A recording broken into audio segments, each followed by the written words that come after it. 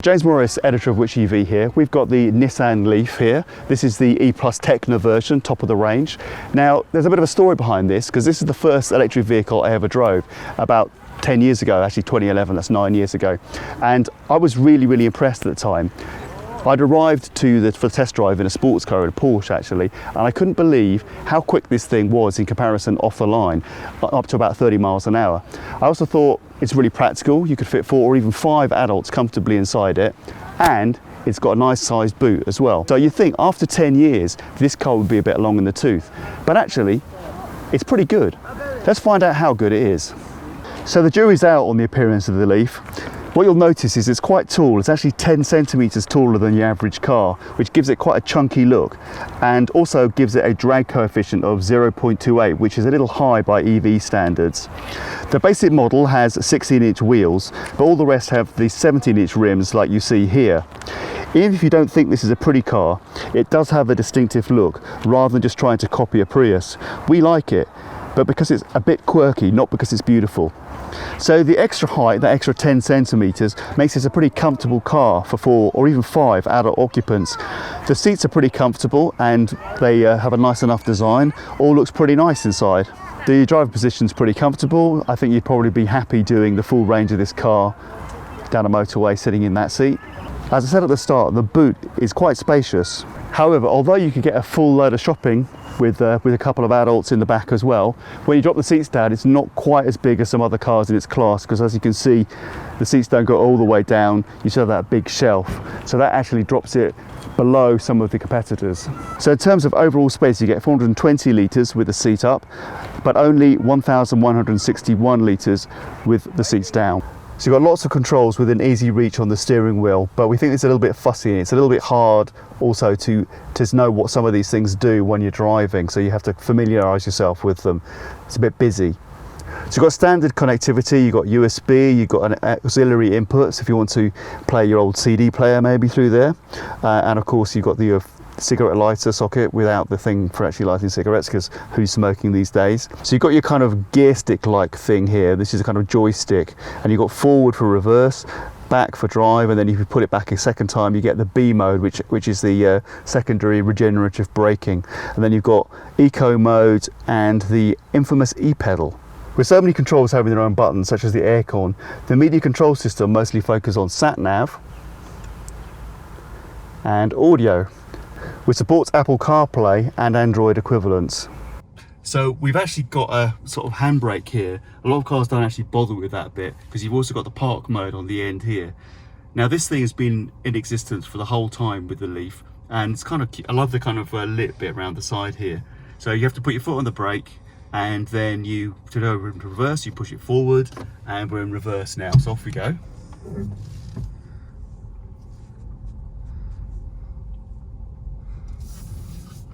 Since it has 160 kilowatts in this version, it's pretty quick. 0 to 60, about 7.2 seconds, or maybe even less than 7. I'm gonna have to stop here because I've got to the end of the road. So you feel that wasn't 60 miles an hour, but you can feel it was pretty quick. And it doesn't quite handle like a hot hatch, but it's not too bad. So, you know, one of the criticisms we have of a lot of EVs is that they're not actually taking full advantage of the electric ability. So this is why this car is a bit of a kind of jack of all trades, because it's got that speed, but also if you want to put it in eco mode, then it becomes much more of a sheep in sheep's clothing. Another thing to talk about is beyond drive mode, there's also another mode called B mode, which if you have a look at the dash there, you see the dash there. B mode basically is a high level of regenerative braking.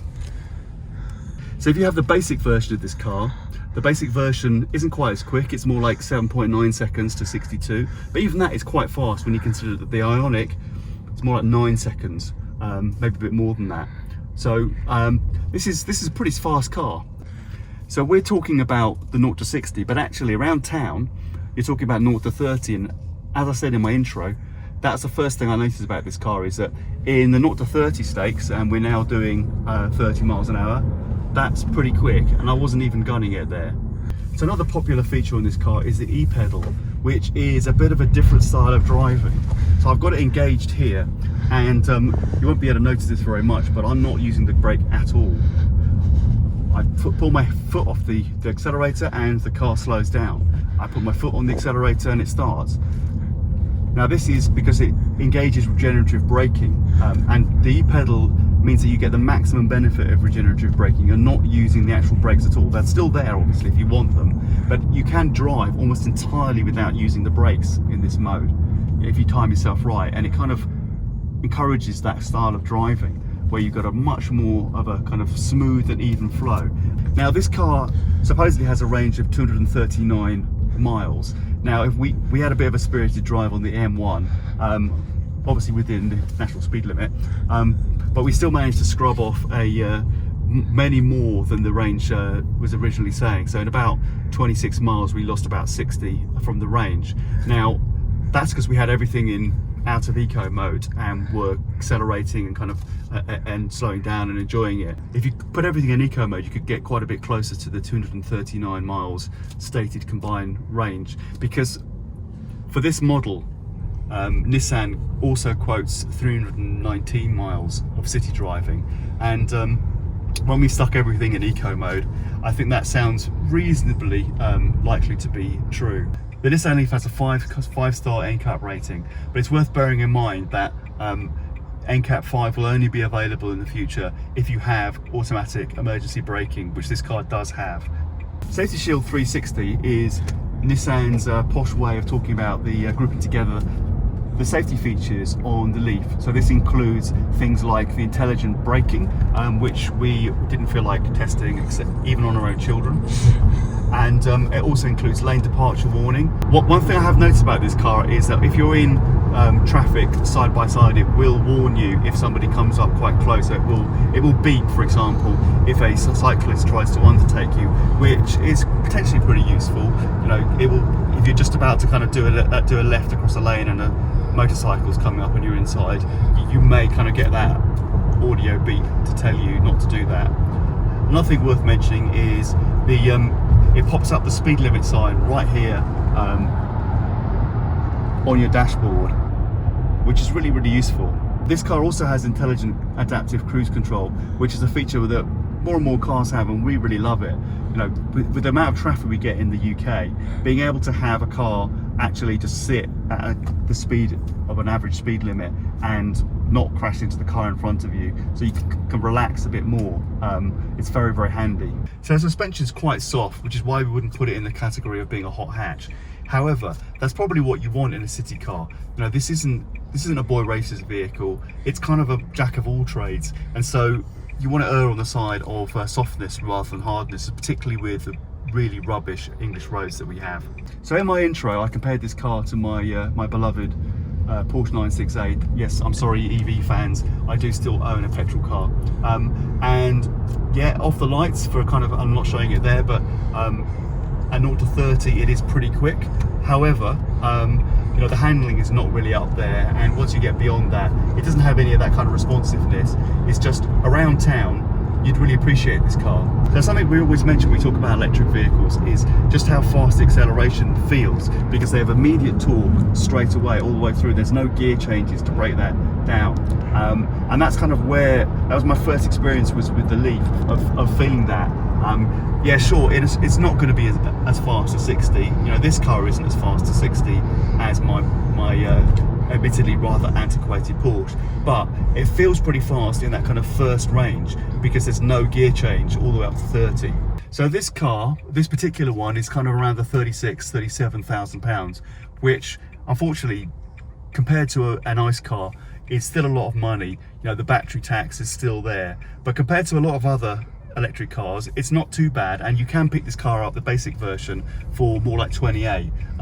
So if you just want a city car, and that's still got plenty of the same good quality features as this top of the range one, you can get it for quite a reasonable price. So if you're a business user, this could be quite a viable option. You know, you could do a couple of commutes before you need to recharge it, and you know, because you're not paying any benefit in kind tax on that, it's a pretty viable option. The funny thing to say about this car is I have kind of fallen in love with it during the time I've had with it, and it's not in the same way that you fall in love with the kind of ball clenching acceleration of a Tesla, and it's not the kind of warm feeling that you have inside about the kind of eco-friendliness of you know, which is very cerebral. It's actually, this car is very, very functional, and it's got a lot of different things it could do. You know, it can go fast, it could be really economical, it's a family car, it can do your shopping. You know, maybe the boot size with that ledge is a little bit of a limitation, but other than that, you know, it can do most things that you want to do with a car. So this is a car with genuine character. The only real letdown is that price, and you know, we can't really criticize it too much because all EVs are really expensive still. Thing is though, you have to take the running costs into account. Filling this car up with electricity on a kind of standard, not even a cheap rate, the 14p that we normally use, about 6 to 7 quid. And it would probably be more like 50 or more to fill up a petrol equivalent. The E-Plus we had for review has 239 combined WLTP miles of range, thanks to its 62 kilowatt hour batteries. But even the basic model with the 40 kilowatt hour battery has 168 miles. So the onboard charger is 6.6 kilowatts, so on a 7 kilowatt feed like this, it'll take about 11.5 hours to charge the E-Plus version. This is a Type 2 socket you see here. It's more like 7.5 for the basic version, but obviously you've got DC charging via CHAdeMO, and that will take much more like an hour to 80 minutes to get you to 80%. So there you have it, the Nissan Leaf. It's really grown and matured over the last decade, and now it's kind of become two cars. You can either have the basic version, which like the original is a fantastic little city car, or you can go for this E-Plus version, which is verging on hot hatch abilities, and also can take you from city to city. Now you may have to be a little bit frugal on the E pedal and turn it into eco mode and put B mode regenerative braking, but it's got a superb range for a car in this class. Okay, no EV is that cheap, but this is also one of the better value options around considering what it's capable of. We highly recommend it.